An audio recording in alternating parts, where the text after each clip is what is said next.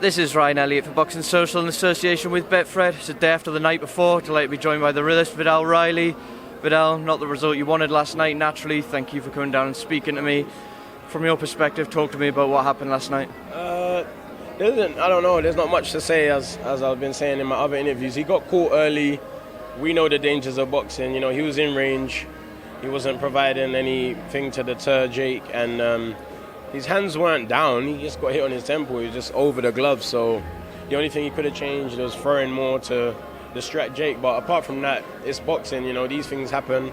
It's happened to greater fighters. It's going to happen to worse fighters. And the number one thing is his health. You know, yesterday, you know, we had a few people on the card who had, you know, complications and stuff like that. And Gib wasn't one of them. So we can just be thankful. And at the end of the day, he made a ton of money. He jumped in the deep end and he didn't come out on top. But ultimately, he's won compared to a lot of other fighters out there.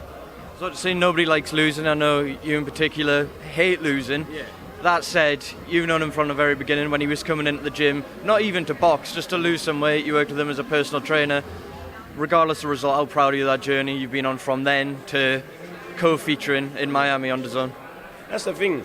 That's what I'm saying. He might have lost on the day, but to go from what he was doing to end up having a professional fight, making the amount of money he's made off his professional debut, you know, initially you're going to feel down because you're working hard to get a victory. You're never working to end up saying, oh, I lost, but, you know, oh, well. But, no, extremely proud of him. This guy used to be an obese YouTuber and turned himself into the closest thing to an athlete as he could to perform. And, you know, he just came up short.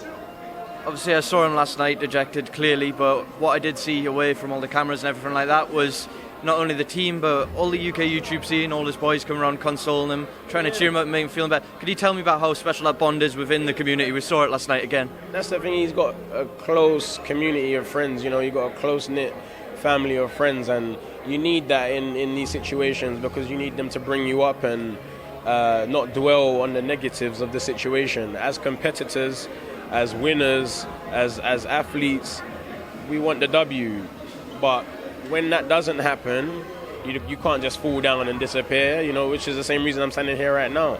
You can't just give interviews when you're winning, when you're on top. You know, it's about being an overall, you know, better person, a character, and he's going to grow as a man from yesterday, not as a fighter per se, but as a man, and the experience of a training camp and things we take for granted being part of the sport, he's experienced. So it's just a matter of time before he realizes the positives. Working with legends like Stitch Duran, having Jeff Mayweather working with him, things like that don't make sense whilst it's happening. But when you look back, you say, oh, right, I had no right really to work with these guys. And people that have been boxing for decades would love to have, you know, Stitch even wrap their hands and things like that. He will appreciate it, and I'm proud of him.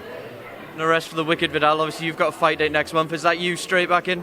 Yeah, so I'm going to start camp on Monday and just get back to winning ways for myself in terms of, you know, just my life and being a part of this. When he loses, I feel like I've lost too. But we get back to winning ways, and hopefully he can be out there in Vegas to see it. Only a couple more before I let you go, I promise. Obviously, last night, post-fight, we saw JJ go into the ring, have a face-off with Jake Paul. You said to me when I asked you about the whole coaching retirement, there's no need, I only see Gib winning. Obviously, with what happened last night, do you still maintain that you will not be coaching going forward? I do, and I still believe that KSI shouldn't fight Jake, because these things never end. He will beat Jake, and then Dillian Dennis, or I don't know, anyone can pop up, another personality will say, well, I want to. When you're at the top, the only way is down, and the only way to stay at the top is to leave. So I told him last night, there's no reason for you to come back. If they're talking 8-figure paydays, then maybe. Anything less than 10 million, I don't know why JJ would even entertain it. Viddal, thank you for your time as always. I'm going to let you go, and all the best. Appreciate it. See you soon.